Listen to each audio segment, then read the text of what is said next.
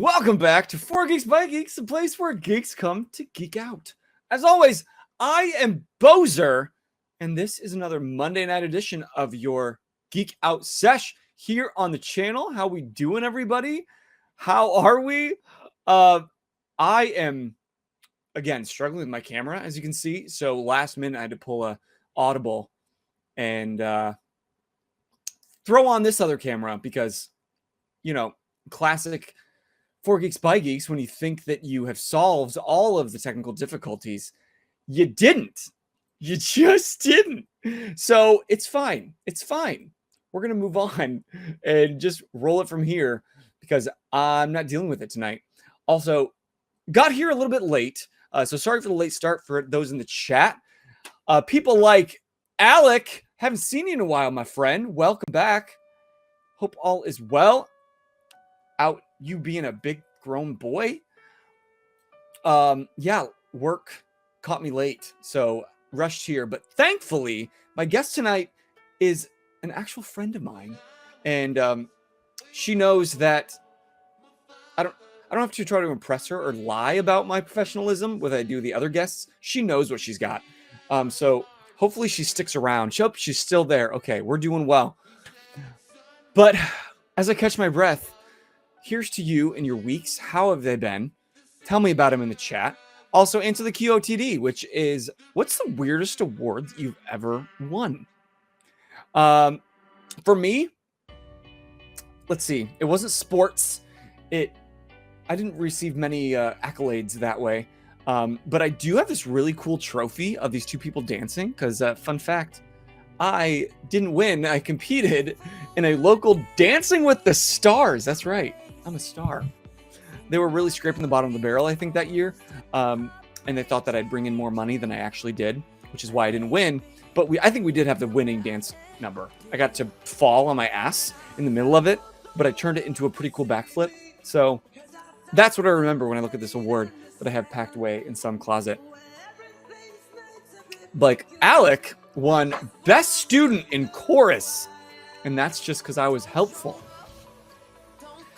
Notice that he wasn't Best Singer in Chorus, because like he says, I'm tone deaf. You are so helpful. Also, Alec got a dog and love him more than anything now. That's where you've been hiding. I thought we haven't seen you in the chat for a while because the dog has stolen your heart from us. I get it. I get it. But thanks for being here. If this is your first Geek Out Sesh, we do this each and every Monday night, except for the Mondays that we don't. With great artists, authors, creatives, and like tonight, cosplayers. We are geeking out with one of my all-time favorite cosplayers, simply because I know her story and I've watched her level up in real time. I'm constantly drooling over her work and trying to steal tips from her videos. And so tonight is purely selfish as I steal all the knowledge from her brain and see how I can apply it to my own life. But more importantly, she was recently featured at the, drumroll please, Crown Championships of Cosplay. If you've ever been to C2E2, Chicago Comic-Con and Entertainment Expo, then you know that it is a big deal to be featured in that competition and to be selected. And if you know of her work or you stick around and you watch it tonight, you will find out exactly why she was selected. And plus, I love the story behind it and where she came from that all led up to that moment. So, without any further ado, please welcome in my friend, the cosplayer, the genius. I call her the heiress apparent of foam crafting and SFX. Drop some emojis for Props and Cons Cosplay. Hi, guys. Yo. Nice to see you. How you doing, Greta? Doing great. Doing great. Excited to be here with you guys. Now, this is not your first Geek Out Sesh. You've done this a time or two. I think this is number 3. And she still comes back for more pain. So I don't know why any of you come back after your first ones, but you do, and I'm grateful. You make it fun. That's why I would come back. What I lacked in professionalism, make up for in pure fun. So how's your week been? Been Pretty good so far. Had some. Monday was kind of rough. I think Monday's always rough for us, right? Yeah. Getting back to work and getting everybody back to the normal routine of things. We just got done with the Elkhart Hall of Heroes Comic Con this past weekend, so I was out there seeing everybody and cosplaying yesterday. So kind of coming off of a con weekend and then getting back to the work and the real life. So that's where we're at. I was so sad not to be able to make it to the Hall of Heroes Comic Con this year, just because, again, work took up this weekend for me. But I try to make it every year because it's our local con and you got to support local. So how was it? Tell me about Hall of Heroes. What did I miss? What were the highlights? Well,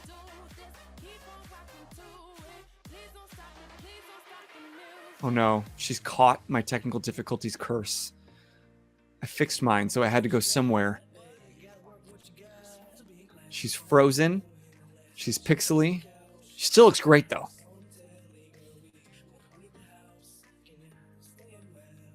Let's see. I'm going to hide her while she solves any weird thing. And again, Greta, you might be able to hear me in private chat. Go ahead and hit me up if there's anything I can do. Oh, I see her. I see her. I think this is why you guys tune into these. I honestly do. It's just to see what sort of technical difficulties we're going to have this week. It's how to be bad streamer 101. Step 1, get Boser as your host. Here she's back. I'm back. I don't know. I'm sorry I missed you. Like it cut and I was like, I'm totally answering this question, but you guys are not hearing me at all. What you missed was the Elkhart Con.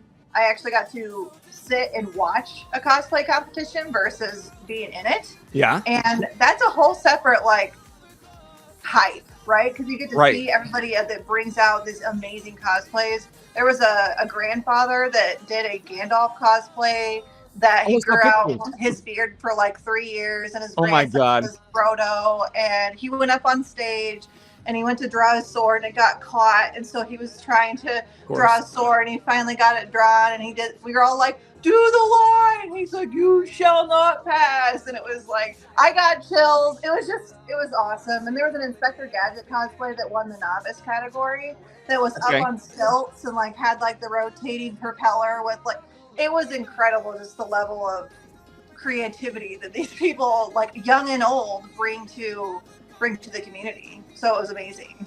And I love the local scene. Crown Championships is massive, it's the best of the best. But there is something so wholesome and beautiful about the small town local cons, because it's just purely geeking out and connecting with your fellow geeks about this random shit that we love and cherish. I'm laughing at the chat. That's so true. He was drawing his sword. It was amazing just to see that level of detail. Like I said, there was cosplays I've never seen before. There was a Swan Lake Barbie that won Masters. Okay. And, you don't see a lot of Barbie cosplayers either. And she made her whole ball gown and everything. So it's things like that where, you've been in competitions long enough that you know what you're good at and you know what you could definitely be better at. And for me, needlework and sewing, those people are wizards. I don't know how they make hand embroidered, beaded, full-on ball gowns. I mean, I don't know. I can't wrap my brain around that. That's why I compete in the armor category. I think you're all wizards, to be honest. But for those of you that maybe don't know who Props and Cons Cosplay is, tell us a little bit about who you are and what you do as a geek. Sure.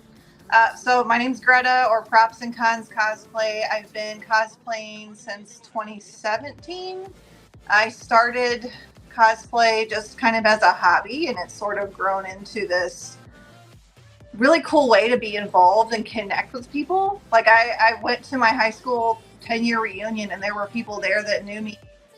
I didn't really even think they even knew who I was. And we went to a smaller school, but just in terms of me and them connecting, I was never the popular kid, right? We were the geeks. I was the band nerd. I was that level. Right. And I was never friends with any of the, But there were cheerleaders and like the popular kids coming up to me being like, I saw your costume, it's so cool, I don't know how you do all that stuff. And for them to come to me and like be a fan, it was one of those moments where I was like, this is really cool. Like I can connect with people of all ages, all levels of, you know, creativity all the way. I mean, it's just been an amazing journey. So yeah, that's kind of been my story from 2017, started just kind of dabbling in it and then started competing in 2022, and then now we're in 2025, so I've competed a couple more times, so that's where we're at. It's so cool that you're now like the seasoned competitor. Team Drew's in the chat. I just waved at him. Hi. Cosplay queen, you were not wrong. It's so cool that you've been in so many competitions now that like now you are sitting in and watching and being able to critique on your own. But I remember that 2017. I was there at that con when you took your first foray into cosplaying, and I think I connected with you then just because it was the Borderlands that you were just killing, and I was just so impressed. And I don't think I even talked to you then because I might have been a little nervous, and I was like, no, she's too good. But then I just kept seeing you, and I was like, okay, I got to talk to this girl. And now we're buddies because we're local, we keep connecting through the cosplay scene and the geek scene. Yeah. And I'm just really grateful to be able to have you as a contact to reach out to and hang out with whenever I get the chance. Absolutely. Yeah. I think you're right. I think it may have been Elkhart Con, like the whole Heroes Con, which has been like this was their 8th anniversary this past weekend. So doing the math, they just kind of started that, you know, when we first met. So that's all.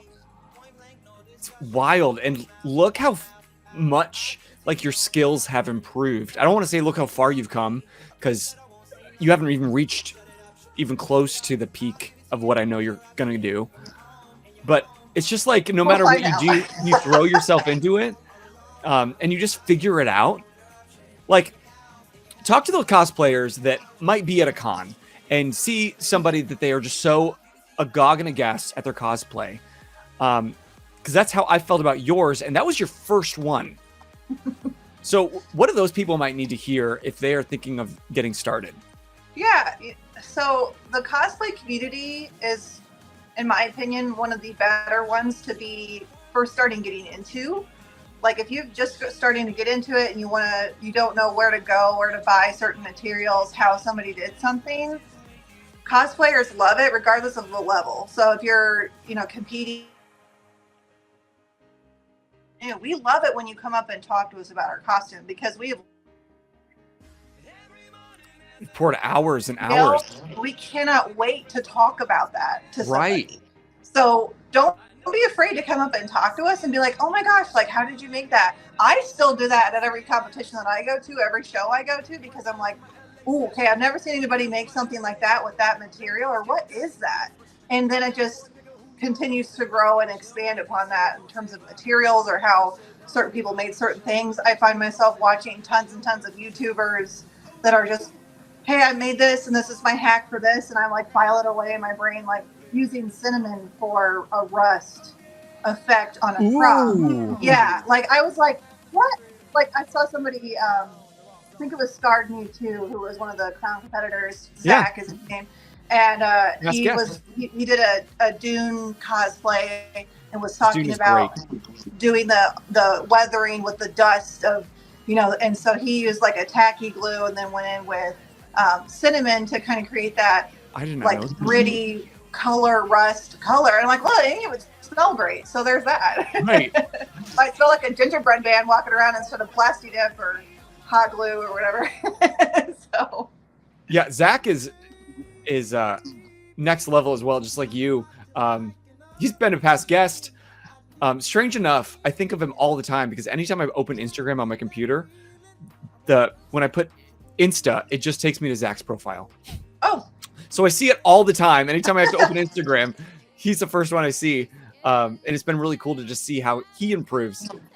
He talked about a lot of needlework at the time. I think he was going to do that category. And the trade secret that they all make their own underwear. Did you know this? It's crazy. It is literally crazy what the needlework, like So when we compete in armor, like we still have to have a little bit of sewing work in there, just as like to kind of like I sewed my own bodysuit. That was one thing I did for Crown. I'd always kind of bought like a generic, black bodysuit or something from Amazon because I like hate sewing. That has always been my like kryptonite. Like sitting down with a sewing machine gives me like hives. I don't love that. But I knew that this costume had to be pretty much predominantly made by me and not purchased to be at that level. And so I sort of forced myself to get out of my comfort zone, sew the bodysuit. I, ordered like a custom printed fabric from Spoon Flower is the website I used that was chainmail. So it looked like chainmail. And then I used that as a base to sew all of my Velcro on for attachments for the armor. So even if you're in the armor category, you still have to have a little bit of sewing. But if you are in the needlework category, like Zach and all the other amazing contestants that are in that, I mean, they are wizards. I don't know how else to say it. Like, it's incredible what they do. The beading and the hand embroidery and the sew everything from scratch. And their seams have to be perfect and beautiful.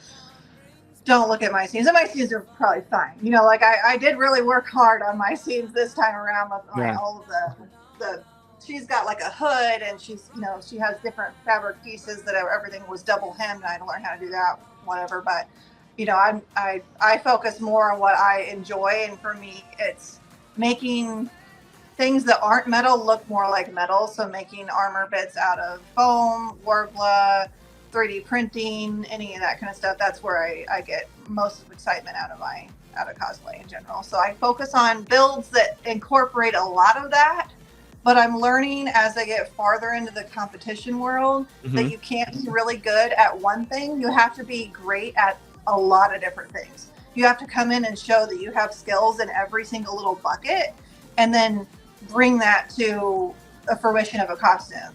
So even though like my costume that I just competed in, I had the most armor pieces that I've ever made for a single costume ever. She has 21 individual armor pieces, all made from EVA foam. Holy shit. And before that, I had made Aloy, and Aloy was 3D printed that we designed all the armor, but the 3D printed, there was only 10 pieces on her. And before that, I had a Valkyrie, like Pokemon inspired Sylveon, and there was only 8 on her. So I more than doubled the most amount of armor that I had ever made. And that doesn't even count the wings for Ariel. So yeah, it's been, it was definitely a steep learning curve in terms of the quantity, but also learning that quality is super important. And sometimes when you go big, it's hard to get your quality super high, right? Like quality versus quantity.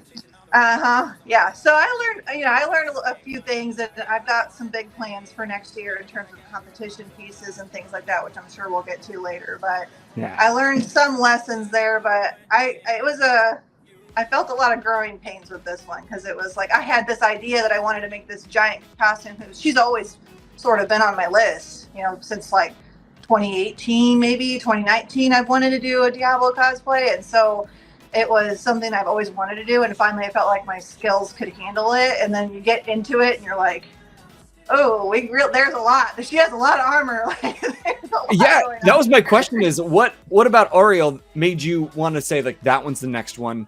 I'm ready for her. Yeah, so I did a Hawk Girl cosplay in 2022, and probably a lot of people here know that I had made wings before. They were super big, bulky, heavy. But I loved wearing the wings, but she had very minimal armor. And Ariel was something that I kind of stumbled upon on the drive back from Salt Lake City, which is where I competed with Hot Girl the last time I wore her. And I loved her color palette more than anything. Like the blues and the gold armor that contrast. Yeah. That blue is my favorite color. So I just kind of like focused in on the fact that I could actually be working with fun colors. And Borderlands is a lot of like blacks and grays and browns and dirty colors and things like that. And so I really just zeroed in on her color palette and being able to make a really badass suit of armor with wings sort of incorporated within that. So that's kind of what where she came from, and then obviously I played the games after. I think that was right around that time we were also playing the games too. Right. So, came upon her and I was like, oh, that's sweet. Like she's she sort of keeps everybody in line and that kind of stuff too. Knock it off, Ariel, like that kind of stuff. So you're like, that's really me. So it's interesting you said that's such a big jump from your previous armor pieces.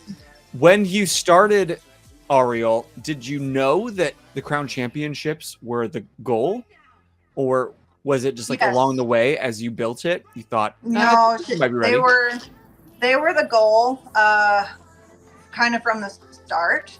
I had competed in Indiana Comic-Con a couple times, and obviously I knew I was going to try to compete again in that competition prior to Crown, but the online submissions were kind of going on at the same time. So I didn't know if I was going to get into either one, basically. Yeah. And hopefully, Indiana Comic-Con I could get in, but it's a bit smaller. Not. They might have a limit on terms of the number of, this is the first year that I've competed in the Masters level too. And so I didn't know they had like a cap of the number of Masters they could accept or whatever like that. So I had always kind of wanted to try for Crown, but I never felt like my costumes were as like statement, that you see up on stage. And for her, I just really feel like that character is amazing. And she is amazing on stage. She comes across with this amazing presence. She has a really amazing profile. So that was kind of always the goal when I first started working on her. I knew she was going to be my competition piece for 2025. Did I expect to get in my first time applying? No, I didn't think I would get in. And so when I got the acceptance email to get into Crown, I was like, holy shit. Okay, well, let's do it. Like, no stopping. We got to get enough done. Right. And so. Like, what did that mean to you when you got that email? Like, you've been competing for 8 years now. Yeah, and it was always been incredible. A goal. That was my goal. My goal is just get in. Like, I was not to, be. I never thought I could even get close to placing. Like, I didn't place, but like, that was not my goal. My goal was not to get into place for my first time. My goal was to get in and actually be a part of that. And we did it. So it was like one of those, like, I was actually kind of a relief at that point, and then it all hit like, oh gosh, I got work to do. Yeah, we have to do a lot of work to get her ready. So yeah, it was a relief and then a holy shit moment. But yeah, it was fun. And I can attest, her profile is amazing. I was in the back, but I was there at C2. I'm like, you can't hear me, Greta, but I'm going to lose my voice screaming. I was so excited. I was waiting the whole time. I told everybody in the line, I'm like, yeah, I know one of the cosplayers. Props and Cons Cosplay. You probably heard of her. Yeah, she's great. Look, I pull up your Instagram, like, that's her. Look for her. Cheer for her. Well, thank you. Yeah, I saw your story afterwards and screaming and getting all excited, and yeah, it was a great moment running into friends that I had met at C2 like 4 or 5 years ago even. Evie Cosplay is another one of the competitors, and I met her. We were both Lilith cosplays from Borderlands like back in 2019 or 18, somewhere in there. And for both of us to be a Crown competitor this year, she was I think God of War or something. She was also in the armor category. So just seeing how much we had both grown, and we actually did like a side-by-side of a picture we took in the hall at C2E2 of 2019. And then she was like shaking my hand. And then there was another picture that we like recreated it in 2025 with us in the green room. And it was just like, that is so cool to see that jump in even what we were wearing at that point to what we were wearing in 2025, just to see us both growing is incredible. And you just never know what the future holds for any of us. You might feel like you're like, oh, well, I'm never going to beat there. But I always say, like, never compare your middle of your story to somebody's end, because there's so much more story clearly in store for you and any of us. So for all of us that only maybe watch Crown Championship, if we go to C2E2, we'll never have a backstage to see what goes on. Walk us through that process. What is the judging like? What kind of things happen backstage that none of us see? Because I know that the judges try to make it clear that your walk across the stage is only like this much of the actual competition. Everything else is very detail oriented. They look very closely. They pick apart everything up close and personal. So what's that like? Yeah, they do. So you get your acceptance email, so you know you're in, but then you sit and you wait until probably a week or two before the competition, and then you get a dedicated judging slot of when you're supposed to be in the green room. And the green room being, green room, we know what that is, but the walls are green. It's a small room that's just for competitors and their handlers. You're allowed a handler, one person, to be there with you. And you and two other of the competitors are given a time slot and for 15 minutes. So that means we each have 5 minutes in front of the judges to literally go through your build book, which is required. So you have to create a build book of progress pictures, descriptions of what you made. Some people use like fabric swatches or paint, swatches within that book to show the progress of things. So you have to create a build book. I did mine through Shutterfly, but a lot of people just do like a PowerPoint and they print it off or whatever. And then so you provide them with your build book, and they can go through that kind of during their judging time after they've seen everybody. So the idea of your judging is you have 5 minutes, and they tell you like try to get through everything that you want us to know about that's not specifically listed out within your build book, in case we're looking through it. What are the things that really make you unique? And something that I learned that I'm going to continue moving forward with is they don't want to know necessarily like what materials or like how you use something. They kind of want to know like the why behind things. And they want to know like what inspired you to use that particular material to create that. Or, they want to know like if you used foam, they know they're judges, they're professional judges. Right, They know they've seen it. Foam. You don't need to go through the whole process of I use a 10 millimeter and I heat sealed and I painted and this kind of stuff. Well, my cosplay was very intricate in the painting process. I actually repainted every single piece of 19 out of 21 armor pieces between Indiana Comic-Con and C2E2 in about 3 weeks. I repainted every single piece from the ground up. And what was the reason behind that? Judges' feedback from ICC made me feel like I needed to step it up. So I stepped it up big time, and everything. It was kind of a combination of I didn't really love how yellow her armor was looking when everything was all said and done. The yellow I had used was a little just too yellow gold, so I went more antique gold on the yellows, but then really punched up the shadows to give it more dimension. And then on the blue pieces, I had this idea that I wanted those to look like a copper patina effect, like it was like copper that had aged. And so, because like that's unique, that's different. Nobody does that, right? But when you do that, like I would do a copper base, and then I kind of used my fingers with a blue paint to kind of finger paint on those areas to kind of make it look like dimensional. But that kind of looks muddy at the end of the day because the copper bumps up against the gold, and then it looks like I didn't finish that edge. So I went through and more or less did a complete revamp of the entire paint job to get highlights, shadows, and accent colors in every single armor piece to make it look more dimensional and more interesting to the eye. And then I just started with one armor piece, kind of put it side by side. I started with my shoulder holder and put it side by side and sent it to one of the judges who I got the feedback from that the paint job needed to be a little bit better. And I said, how about this? And they said, yeah, that looks better. And I said, cool, now I have to spend 70 plus hours repainting everything. So that was fun. And just for context, for the chat that doesn't fully know, you're not a professional. That 70 plus hours is on top of doing work stuff and family stuff and social stuff if you have a social life at this point, or at least at that point in your year. At that time, between ICC and C2E2, there was no social life because I would go to work. I worked full time, 9 to 5. Then I would come home and I would get, maybe an hour and a half of painting time in. And then I do have 2 young kids, a 4 and a 7-year-old, that we would have to get in bed and do all of that and do dinner and that kind of stuff. And then I would be back painting from like 9 until midnight.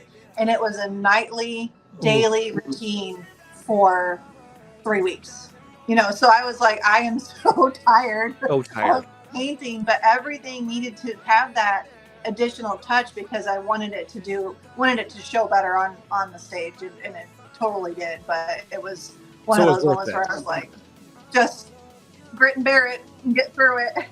We'll make it. So. Yeah, in those moments, because we all face con crunch, those of us that might do cosplay or make any sort of thing. Or for me, while I don't cosplay that often, in my real life working in theater, there's those moments where you're like, it's late, you are doing this tedious shit, and like you're against the wall and you're kind of losing hope, or you're like, it's fine. What are you telling yourself in those moments to keep pushing you through to get that final end result that you're wanting? I think that you sort of do it to yourself. So you're like, you got your deadline, you have to get all of this stuff done by a certain time. And so in your head, you're like, okay, I got to get this much done. And that just sort of like keeps you on track. But what helps me is when I get finished with a piece, regardless of what it is, whatever I did, I take a picture before and after so that I know, okay, 3 hours. Yeah, it took 3 hours for me to repaint this bracer, but look how much better it looks. So it's things like that like, Borderlands kind of taught me that, because when you're cel shading and you're like really close to whatever you're painting because you're making all the little hash marks and the comic book lines and things like that, it looks like absolute garbage. It really does when you're that close. But then when you step back and you actually take a picture of what you were working on, you're like, okay, I can see it. It looks good. I didn't take 15 hours this weekend to paint pans for nothing. Like, you know, so I think pictures are worth 1,000 words with cosplay, and it helps you stay sane that it's taking so long, because every single piece of cosplay, anybody who does it, every single thing takes way longer than you ever think it's going to take. Like, oh, that was just real quick. I'll go downstairs and work for an hour, and you're down. I'm in my cosplay workshop now. I've spent, I don't even know how many hours down here, unfortunately. So are the REO walls closing in yet? 200 hours, so at least that in the last. Shit. Yeah. So, but there were people like in Crown that, 500, 600, 700, 800 hours over the course of 3 years. So 200 sounds like a lot, and it was a lot for me. But the level of competition, you just step into it and you learn. You learn. And real most quick. of those people are just doing this on their side time too. They're not full-time cosplayers. There were some in the competition that are professional that do this, but they were working on that costume plus 2 or 3 others, right? Because they have other events going on. They're guesting places. They're doing things as a judge somewhere else, and so they're doing this full time, but they may not necessarily have all day to 40 fit hours in the a week workshop to put it on. Yeah, and they're definitely the minority. Like, I'm talking to myself and all the people that go to a con and are just, their jaw hits the floor at these cosplayers. And it's easy to think, oh, well, of course it looks that good. They've got time. But that's just not the case for any of them. No. And so I'm hoping that that's encouragement to somebody. If that's resonating with you in the chat, let me know, or at least after the fact on YouTube or podcast. I think it's the easy way out to think that's what I want to do, but I guess I have to wait till I'm a professional or something, and then I'll have time. You'll never have time. No, you have to make time, and sometimes that means you're not sleeping. Sometimes you're getting like 5 hours sleep a night, and then you're hating your life. But try to start early, and if you do decide to pick up a cosplay, make sure that it fits within your skill set, and don't bite off too much, because I see that happen a lot as people get really involved in something and they realize I don't have the skills for that, there's no way I'm going to finish in time, and so then you wasted all those hours putting into something that just didn't come to fruition. I think one of the very first cosplays that I ever made, it was for a friend, and I think ICC. It was for ICC, and they really wanted to be Archangel from X-Men. And overconfidently, I'm like, yeah, I'll make you some articulating wings. It's easy. I knew it wasn't easy, but I Googled it. And I was really proud of the end product, but oh my God, they broke all fucking day. Every 10 minutes, we had to stop and get a hot glue gun, and they'd get like a picture of somebody, and they'd be impressed, and then something would break. And it was, in the end, I bit off way more than I can chew. And you know more than anyone the heartbreak that can come with articulating wings. Yeah, I do. My first costume that like I competed in 2022 was a hot girl that had articulated wings. That I got really into like learning electronics. I learned how to wire linear actuators so they would open and close. I wired in like a wireless fob so I could use it Easy. From my hand. And yeah, I had all these like great things like planned for it, but the wings took forever, like they were a lot. And then on top of that, you have to make the feathers, each individual feathers, because those feathers like that long don't exist, right? So you have to make them yourself. And but yep. And then what was funny is that costume won Best in Show at ICC in 22. And they're like, cool, we're going to send you to Salt Lake City to compete down there at FanX. And I'm like, I can't fly with this costume. Like literally, how would I get my wings there? They don't. You can't fly with the wings. Yeah, I know. It was, so we drove, 23 hours or whatever it is from here in Northern Indiana to Salt Lake City. And we drove the costume there, right? I mean, they gave us some money for gas and things like that. But yeah, it was one of those things that I was like, man, we're gonna have to do this come September because now we've sort of committed. And then I got all the way down there. The wings made it. We went for prejudging. Prejudging went great. I actually got my scores after the fact, and that was something nice that they did that I don't really get from every other like actual scorecard. I've never had that happen except for on Salt Lake City. Okay. But they had like 3 categories. It was like creativeness. I can't remember what they all were, but it was out of 30 points, and I got like 2 26s and a 25. I don't know how that like compares to everybody else, but for me, sounds I was like, good. That's pretty good. And then I waited backstage for like 4.5 hours on a concrete floor. I couldn't sit down because the wings were so big, and it was super painful and I hated my life. And then I got up on stage, and they had like we had to have a song prepared, and then there was the stage performance that was like the last 30 points of the score. And I stepped out to come out on stage, and as soon as that spotlight hit me, my left wing just like snapped and like fell onto the ground.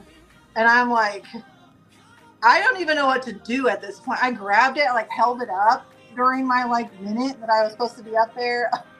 I was like, I did not get caught on anything.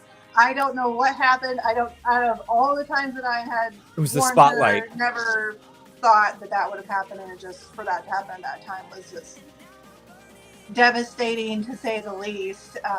But we got done. I got off stage. I bawled my eyes out for pretty much the next 24 hours. And then we were driving home, and I was like, all right, I'm going to take like a year off from doing all of this kind of stuff. And then that turned into like, okay, in 6 months I can probably, and then that turned into, okay, I'm going to start working. So it just took me a little bit of time to like kind of get over, like, I never want to cosplay ever again. And then it was, I never want to compete ever again. Yeah. And then it was, I never want to wear wings again, because that was what caused the issue. And then here I am. Here you are. 3 years ago, finally wearing wings again. But it was kind of funny that, because Ariel is the Archangel of Hope. So it was kind of like, oh, that's kind of sweet. Like, I'm finally coming out of the whole like darkness of a wing problem. I don't know if honestly if I will make another cosplay that has wings. That's not really my focus, for at least the next 3. Just because they're so big and awkward, and it's hard to go places with them. Mm-hmm. So I don't know, but my focus is going to be more like I mentioned earlier, like the whole quantity over quality thing. Mm-hmm. That seems to be more like if you can zone in on really honing in your skills and making your seams super clean, making your paint job super effective, that will get you more points than trying to do too much and all the wings and all the things. So it was kind of like, all right, I kind of need to take a step back and not go so grandiose and so big. And it should make it easier to move and go different places and actually be involved in the crowds and stuff. Yeah, versus and like when you're in wings, you're like, okay, I'm here. Like, yeah, you're stuck to the con lobby. Pretty much. Yeah. I remember talking to you shortly after that had happened when the wing unfortunately snapped off. And like, it's exactly what you're saying. I was under the impression that you were never going to cosplay again, or at least at the very least, compete again. And I was hoping that you'd find some fire somewhere to reignite that, because clearly you're so good at it and so talented at it, and it makes you so happy. And I think on a previous Geek Out Sesh, you talked about like being a mom and a cosplayer, and how this side hobby, this passion project, is like the thing that's just yours. And I didn't want that to go away for you. And so I'm so thrilled. And that's why when you stepped up on that stage at C2E2, I was just screaming, because it wasn't just that you had made it, it's because you made it based off of your previous experience.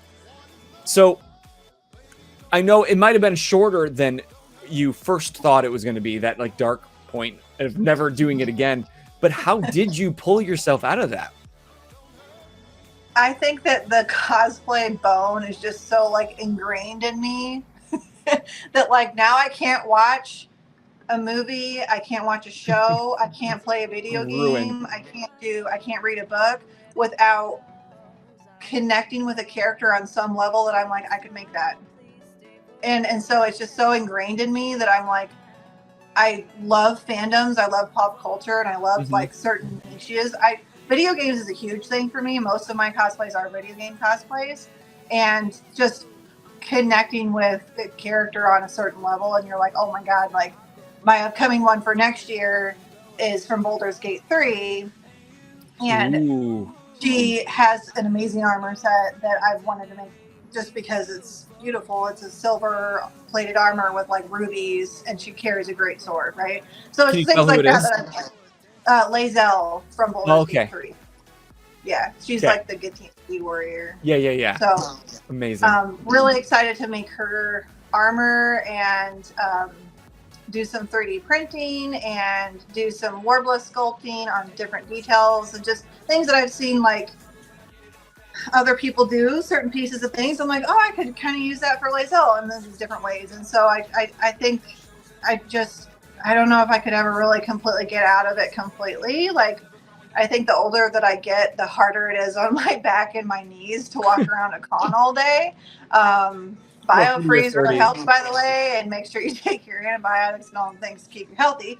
But yeah, it's one of those things I don't think I could ever really completely get away from, but I want to continue to be involved in that community in some way, whether that's judging or guessing or making a costume once every couple of years. Like that right now I make like 2 a year, and so I don't know if it'll continue to be 2 a year or maybe it'll just be 1 a year, but I just keep like finding things that I want to do, and like, or like groups of friends will be like, hey, I want to do, like we talked about doing a Marvel Rivals group cosplay, and so I was like, well, I know who I want to do from that, and so she gets added to the list, and then I start thinking about all the different ways that I could do, integrate a new way of doing things, like potentially a giant glowing LED sword or something for her, right? So it's just things like that I'm like, I just get excited about, and I've always been one of those people that loves to learn and do new things and learn different techniques, and that is the perfect place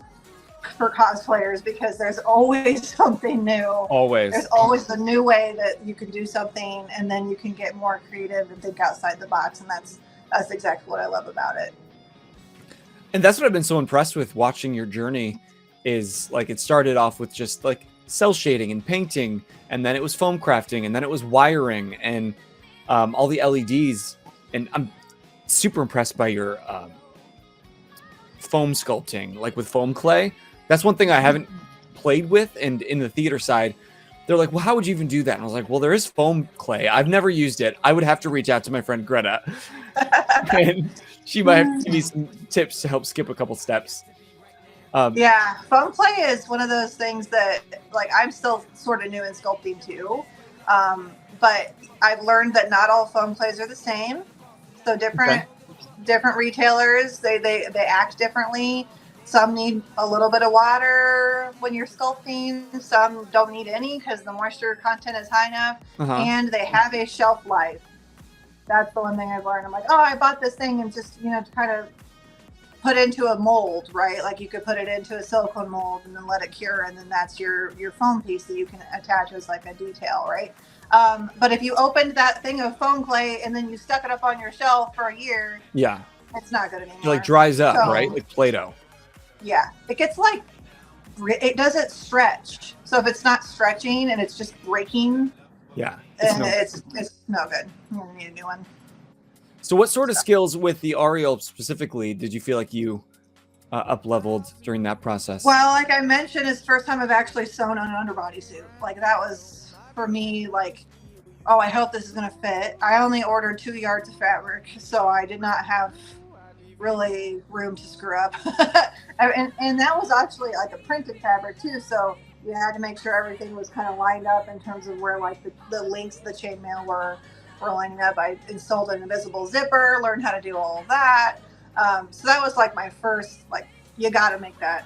And then what else? I did obviously the wings for her, and those, my goal was to make them as lightweight as possible because of the heavy wings that were impossible to move around with Hot Girl that also broke. So I was like, okay, I need to like come up with a way that I can make them super lightweight. Yeah. So to make it easier on me. And so I had sort of come up with the idea that I wanted to use fiberglass poles for the framework. Kind of like a fishing pole, if you think about like when you're fishing, and like kind of creates that arch. So as opposed the to like ones PVC? You can get them from, like, I bought mine from Amazon. They're greenhouse segmented poles to make your own greenhouse. But with Hot Girl, was that made with PVC? Oh, yeah. Hot Girl was a PVC frame. Yep. Okay. Yep. Noted. And I think, honestly, PVC is fine, but where she had broke, and my wings were super heavy, but where she had broke, I had to heat that area and twist it.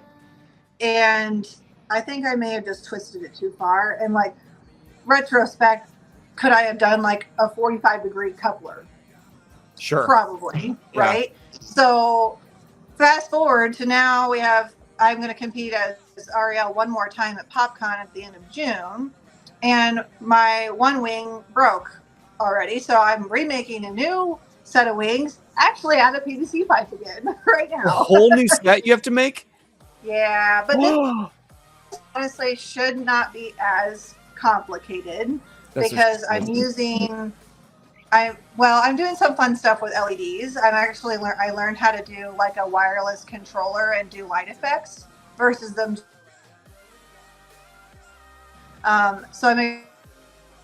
Sorry, you're breaking up just a little bit.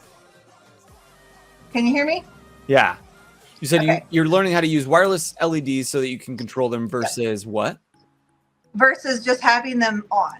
So the wings, the lights that were in my wings for C2E2 were just COB, I think is what they're called, LEDs that ran through the framework, and they were just on. Mm-hmm. So you kind of lost some of that effect. Like there wasn't like a whole lot of attention that was drawn to the fact that my wings were lit up.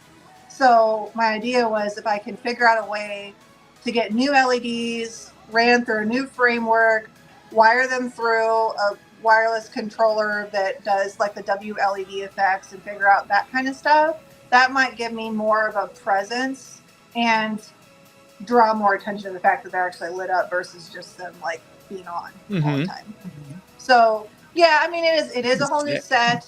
I've made the framework, and I've already figured out the lights and stuff. So at this point, just need to figure out the back brace situation, and then I'm making them out of fabric instead of the foam feathers that were what I used before, out of like a tulle fabric so that they glow more. That was the other thing, is that like the foam that I used for the ones that I wore on C2E2, they don't let enough of that light come through. So I'm gonna use what I've seen other people do before with this particular cosplay, is like a tulle fabric that I'll have to dye myself and do that kind of stuff, but it'll still look really cool, and I'm excited to see the glowiness of those.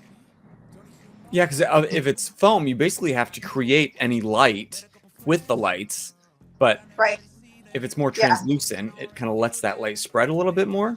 That's the goal. Okay. And honestly, it does look really cool. Like I've got like a couple work in progress pictures and stuff on my Instagram already in terms of what that looks like. They do look neat. So I'm excited. I think the end of June will be a good time, even though I had, like I said, the one wing decided to break on me. But it was hard getting off the stage at C2E2. That's the other thing. If you're cosplaying with wings, like getting on and off stages up 3 steps is like killer. Mountain. And then on top of that, you can't see because I've got this hood with like face covering, so like I can barely see, and so it's just scary. It's just scary cosplaying something with wings that are out like that. But do you mind if we show it off your Instagram here on the stream? Yeah, sure, absolutely. Just so we can put a visual with what we're talking about. So this is the baby in all her glory. Yep. There she is. So you can see that face covering. I mean, I'd say I probably have about 70% like visual, like I can see out of it, but I have no peripheral at all.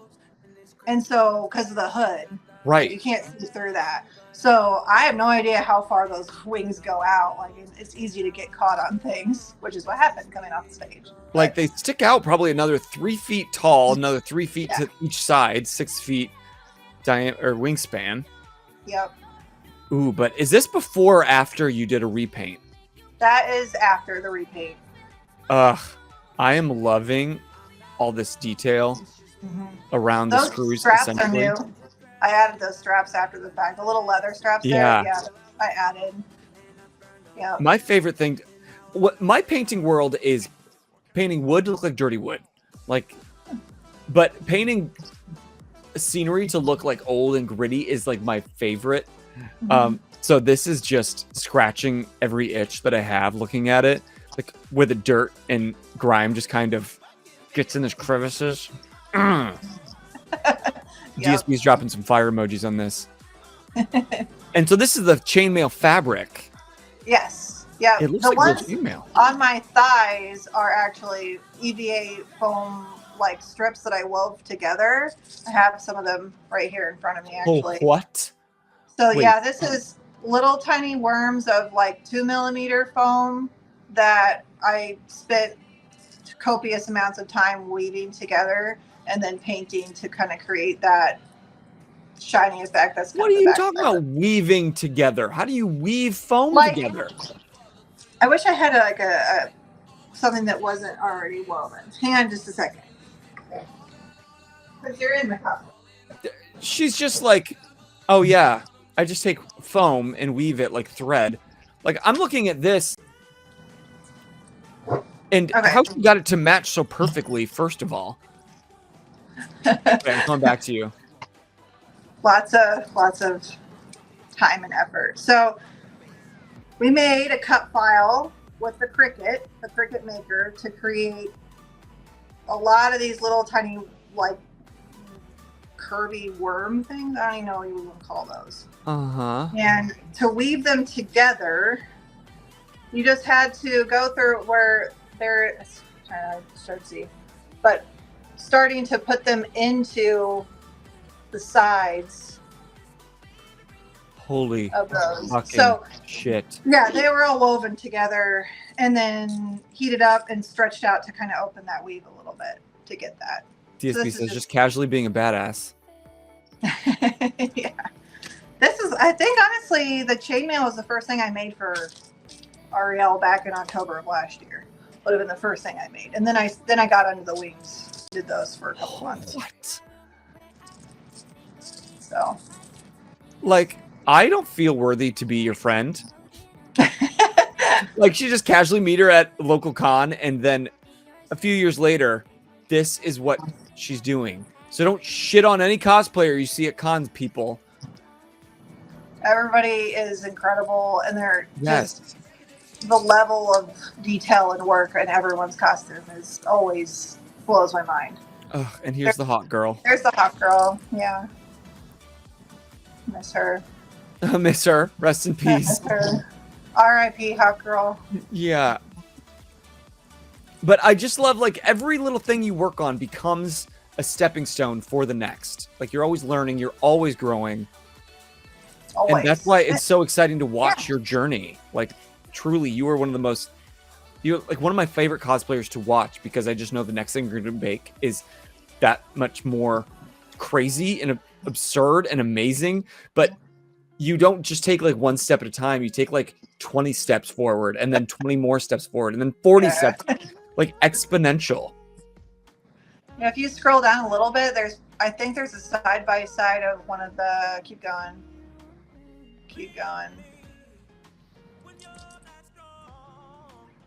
I think it's like.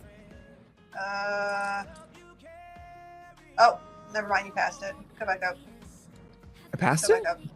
Yeah. Oh, I was this. waiting for that. Yeah. So everything got that revamp. Yeah, this is definitely more, I think, authentically gold rather than this more yellow tinted I see. And your scratches look way better.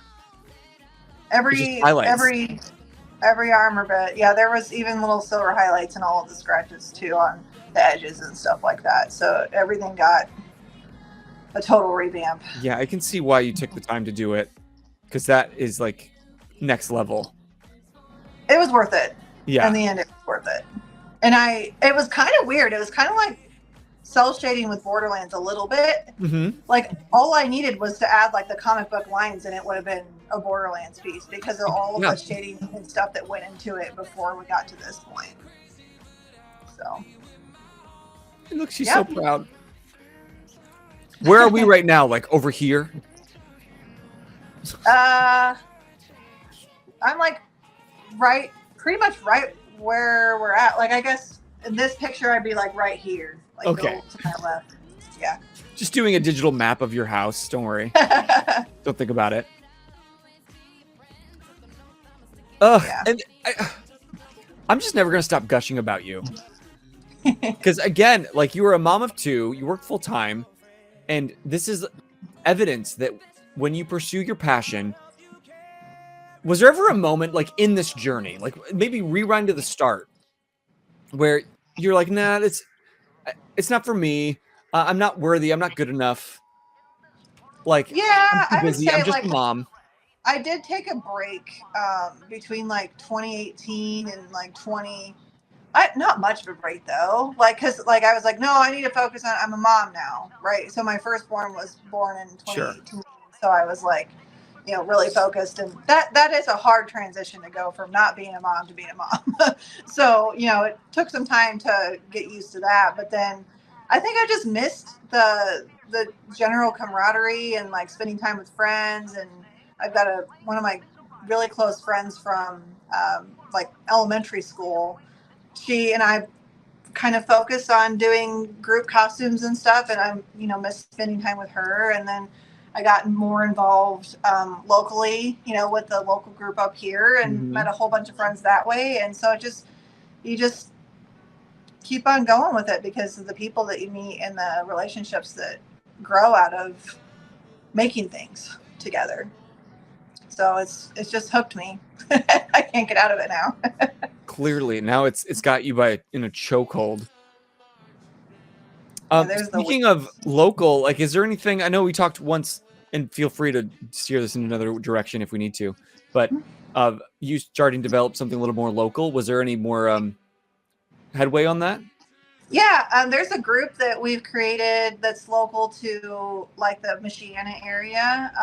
It's called Comic, and it's like just mainly, like I said, Michiana cosplayers, but we're more inclusive of doing different events. We just went and did a Logan event out with Logan community, and they did like a special Olympics type of thing. And so we went out, we dressed up. I dressed up as Catwoman. My friend did Batgirl. We took pictures of a bunch of people, things like that. So comic is kind of something new that we're just trying to be very inclusive and cosplay what you want. You know, my big push is to do things in the video game realm.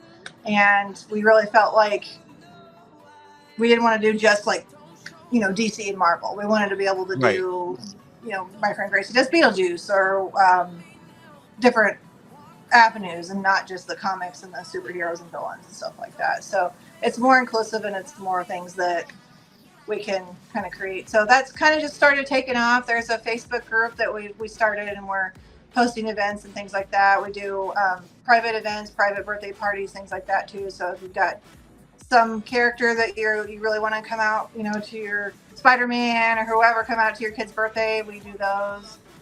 And then we're looking to get involved with like Ronald McDonald House and do that kind of stuff. So great. Just different stuff that, you know, people need people to come in and dress up and do the fun things. So yeah, it'll be fun. Well, cool. I hope that keeps getting some steam. And for those who don't live around here, Michiana is around Michigan and Indiana. You and I grew up with that term. And how old were you when you realized that's what it meant?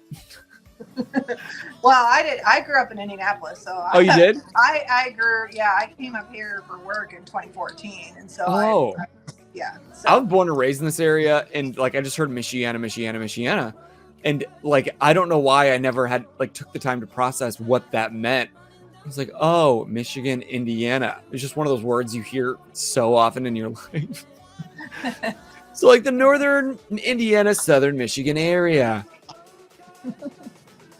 You're getting into some of the really old stuff now. I know, and I kind of love it because people can see the journey, but also see like this is a different skill set. Like this cell shaded wig is it's still foam, but it's just showing off like more of what you're capable of in a different way. Oh, my baby. The babies. Yeah. And I'm just so impressed by you. Have I said that yet today? A couple times. Oh, okay. Well, in case I didn't, I'm so impressed by you.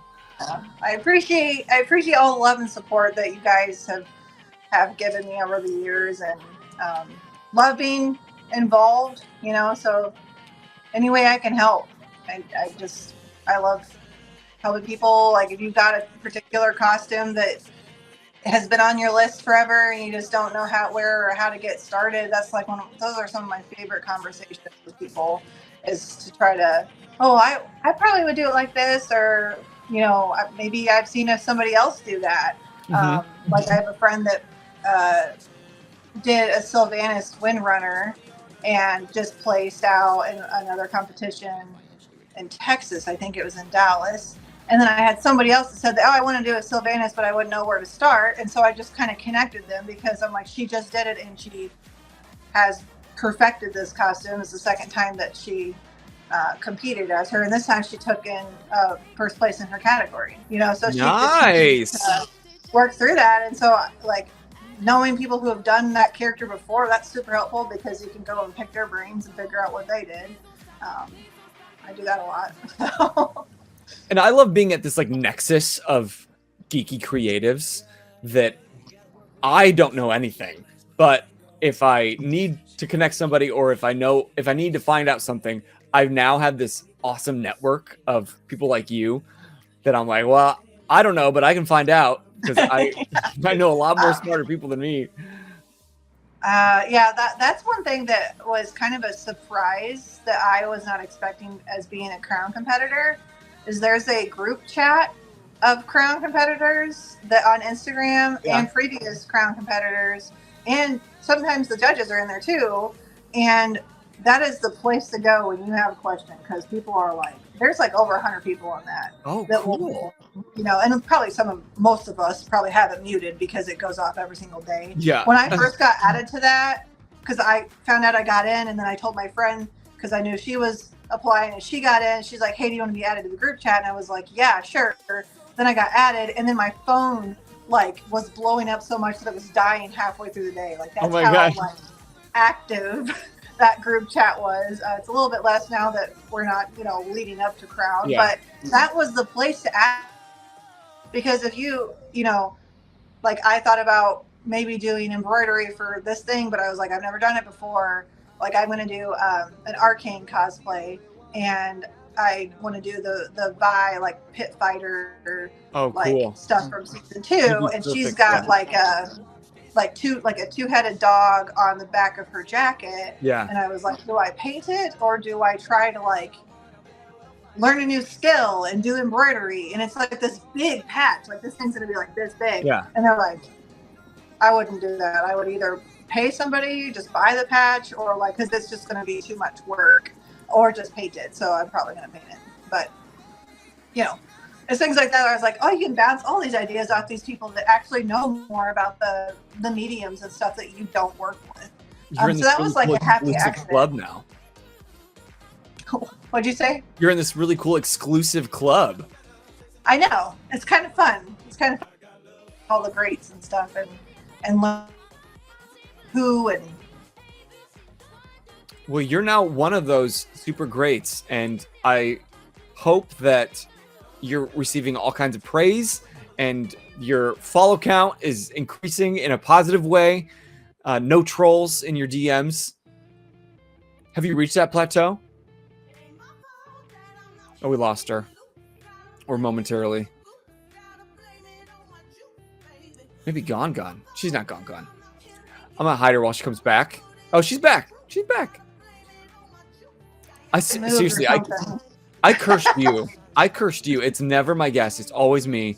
And tonight, since I switched cameras, it's been fine. So it had to go somewhere. It's the curse of the channel. It's whatever. You gotta just be patient. Yeah. But I was saying, like, I hope that now that you're in this club, that now I'm sure that you have all this, hopefully positive increased following that is reaching out to you, and you can now be a new voice in that space. Yeah. I love that someone so deserving could be in that space, because I know the cosplay scene cannot, as inclusive and wonderful as it is, it does have a dark side. And so we need more people like you, like shining that light in as like a torch bearer of positivity, and just someone who's going to look out for people in like a real genuine sense. So I'm glad that you're now included as one of the greats. Yeah, I know. I've never really understood like I do think there's a dark side. I do think that, especially in competition, it can be a little like competitive, right? Like people it's are competition. Like, oh, I'm going to tell you how to do it. I did it because right. I'm just going to turn around and use that again. Like, I never once would say that, because I can tell you like step by step exactly how I did something, and it's going to look different when you do it. Like, yeah, you can tell me how to do it, and I'm like, great. Doesn't mean I can do it well. Yeah, I mean, I'm all for helping, but there is gonna, like, I've done that a number of times. I'm like, well, yeah, I mean, you just gotta fly, and I'll tell you exactly what paint I bought, exactly, show you, what order I did things. But the end product's gonna look completely different because this is art.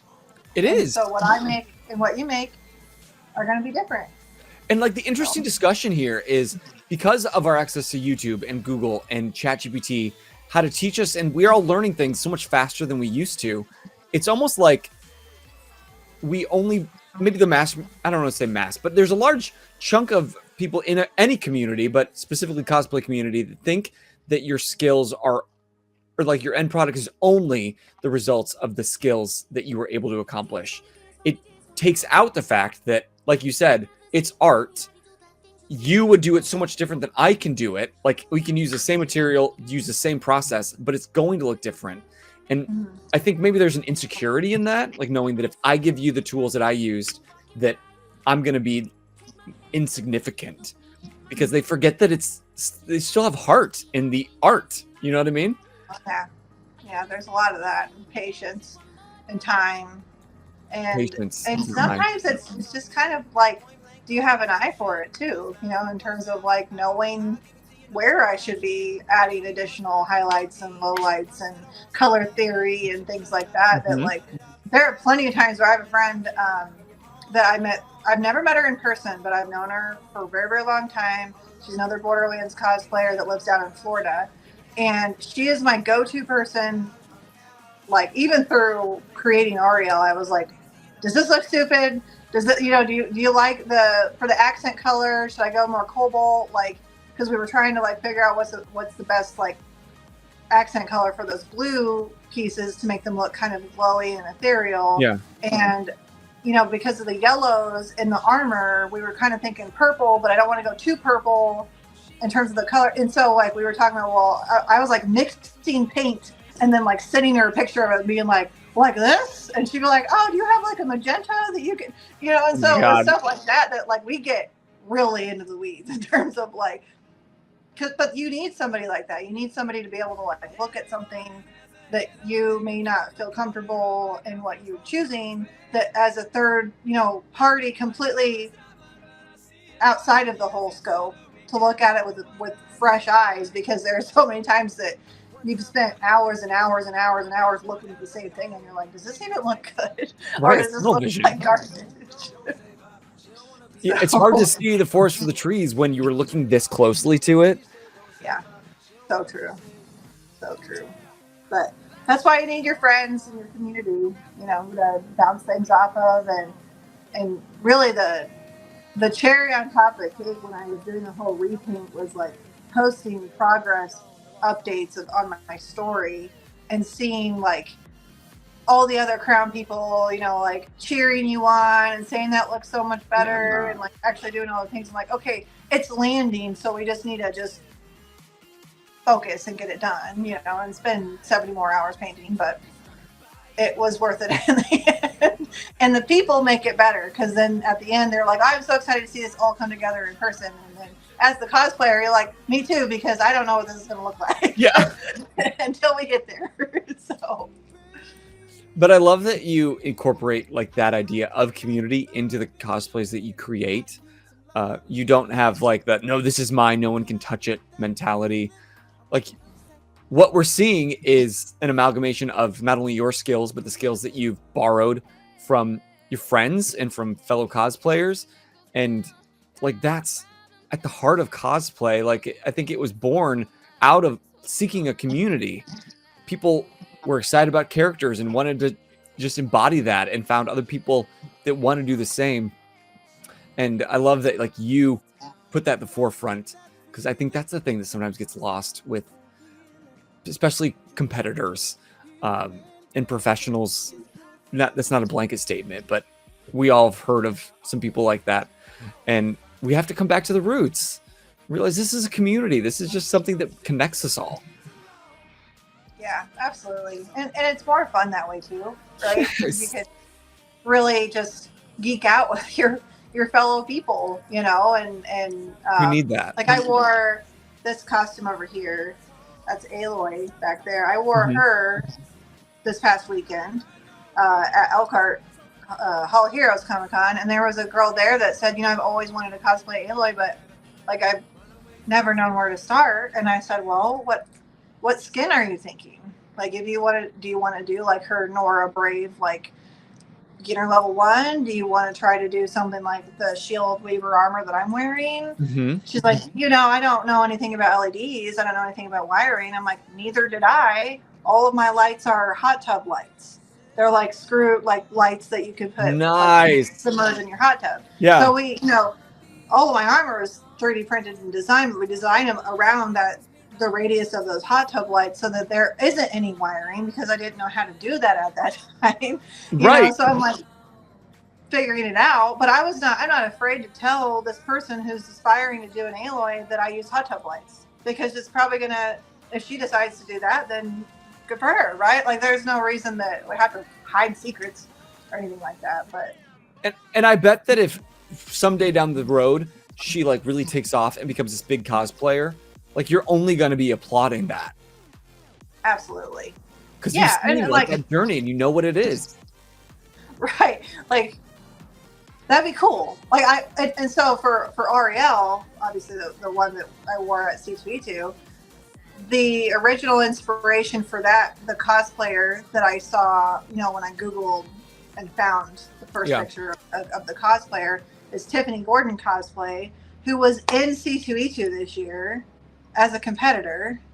And so I got to see her in the green room and go up to her and say, first of all, I just want to tell you that the RL that you made in 2017 inspired me to make mine today. And she was so sweet about it. And she was like, you know, so we were completely different levels. She's a professional cosplayer. I am not, you know, but like for us to make the same character, but look how different mine is when you compare them to, right? Like so wings cool. are different. The copper patina thing, that's a whole, like, it's this original idea for me. So there was a completely different cosplay, even though we're the same character. If you put us side by side, we don't look anything like the same, right? Because it was completely different. The way I made everything was different. So same inspiration. But, yeah, it was an inspiration. And it was really cool to meet the person that was behind your inspiration. Right? But I was also like intimidated as hell. Because I was like, she's in the competition with us? Like, what? Like, and here you are side by side, Greta. I know. It was awesome. And so for us to both walk the stage, and everybody really that got in, I think the chances of getting in are like 1 in 4, maybe. Okay. Applicants. So they only take like the top 10 of each category pretty much. So top 10 special effects, top 10 armor, and top 10 needlework. So you get 30 people out of all the competitors that get in. So your chances are, it depends on how many people, right, that get in. But but I was like, that's why I didn't expect to get in. So then when I got the email, I was like, well, we got in. That was what, you know, that was the goal the whole time. And then great, I made it. I'm done. I've achieved my goal. I don't even have to show up. Get on stage without the wing breaking. That was like my goal the whole time. You did it. You did the It broke after the fact. It's fine. Doesn't count. Doesn't count. It doesn't count. You're right. So, but I really enjoyed the whole process, and I learned so much this year from like competing at that level, because they're very nitpicky on all of the different things. And you had asked like kind of what the process was in terms of the judging. You have 5 minutes, but the first thing that they do is they say, can we touch your cosplay and can we take pictures and video? Okay. And you have to agree or disagree, I guess, but most people are like, okay. And then they immediately come at you, all 3 judges, and start flipping things over to look at the back sides. And they're asking you questions, all 3 of them at the same time. Usually one person's asking a question to your face, another person's behind you looking at something, another person's down on the ground. Like, I think I had all 3 judges on the ground at one point in front of me, like looking at my shoes. Yeah, it is terrifying. And it was, you got 5 minutes, so they got to make the best of it. Yeah, and they were recording and stuff, and they were asking like questions like on the wings and like, did I spend time doing this, or on like the embroidery pieces, was that like, what did I do there? And I talked a lot about the repaint process, and in my build book I put pictures of like the before and afters, like we were just looking at, and they loved that, right? So I learned a lot in terms of like the level that they expect out of that level of competition, the master side of things, because it's so different than just, I'm going to compete in a cosplay competition. This is it. Like, you can't get much higher than that. So honestly, it was scary, to say the least. And like 2 out of 3 of the judges were international, so you had a little bit of a accent barrier that you had to kind of get past too. And so I was like, oh my gosh, like, am I gonna first of all hear what they're saying in this like hood, and like so yeah, it was an experience, to say the least. But I had a great time, and I loved meeting all the competitors and seeing all of that in person. I mean, that was probably the cherry on top of the cake. Is like, I was standing in line behind the girl that won. She won 3rd place, I think. She was the Mulan cosplayer. And so I she's stood in great. line right behind her, and she had like a whole, like how much time and money she spent on the resin that she had to remake on her like shoulder pauldrons, and it was just cool to get to meet these people that have been doing this. I mean, it wasn't her first time, but just yeah. Oh, she's breaking up again. Well, before we lose it completely, I just want to say that you made us all proud here in the hometown, but also the greater Chicago area you made very proud. And in the future, when you place, as you move forward into the international, you'll make this country proud, because there's nothing stopping you, Greta. I already know it. I've seen where you've come from. Up to now, and I cannot wait to see how much further you go. And I get front row seat because we're buddies. I know. I already have an idea for my next crown competition piece, and it's going to be a big one. And there are so many skills within that I don't have yet. I can already tell you it's going to be a lot of learning.